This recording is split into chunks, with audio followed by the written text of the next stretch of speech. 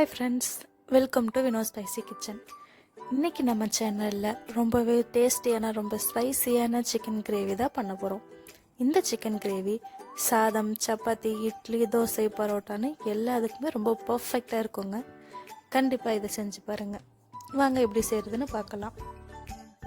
Chicken எடுத்துக்கலாங்க. இப்போது அந்த சிக்கனில் 1 கப் தயிர் சேர்த்துக்கிறேன். இதில் 3 டீஸ்பூன் இஞ்சி பூண்டு பேஸ்ட் சேர்த்துக்கலாம். இது கூடவே வரமிளகாய் பொடி, கறி மசால் பொடி, சிக்கன் மசால் பொடி, மல்லிப்பொடி எல்லாமே ஒரு 2 டீஸ்பூன் எடுத்துக்கலாங்க.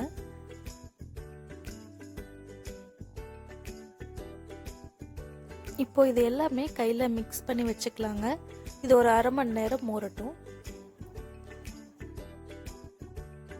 இதில் நான் ஒரு 1/2 லெமன் சேர்த்துக்கிறேன்.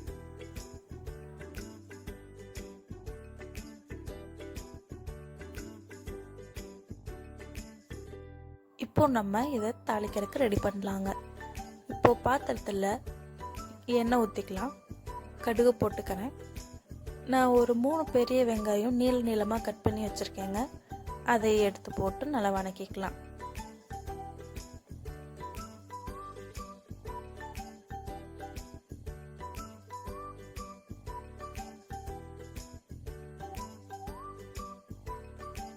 வெங்காயம் நல்லா இந்த மாதிரி கோல்டன் கலரில் வந்ததுக்கப்புறம் இப்போது நான் தேவையான அளவு உப்பு போட்டுக்கிறேன். நான் 2 டீஸ்பூன் உப்பு போட்டிருக்கேங்க.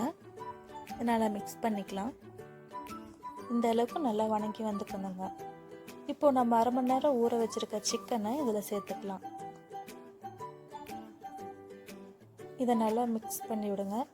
மிக்ஸ் பண்ணிவிட்டு இதை ஒரு 10 நிமிஷம் மூடி வச்சிடலாம்.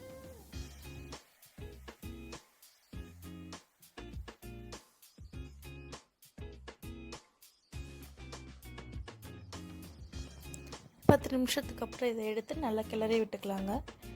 இப்போ இதில் நான் ஒரு 2 பெரிய சைஸ் தக்காளி எடுத்து மிக்ஸ் பண்ணி வச்சுருக்கேன் பேஸ்ட்டாக. அதையும் நம்ம ஊற்றிக்கலாம். கொஞ்சம் தேவையான அளவுக்கு தண்ணி மிக்ஸ் பண்ணி நல்லா வேக வச்சுக்கலாங்க. இப்போது கறி நல்லா வேகட்டுங்க. தண்ணியும் கொஞ்சம் நல்லா சுண்டணும்.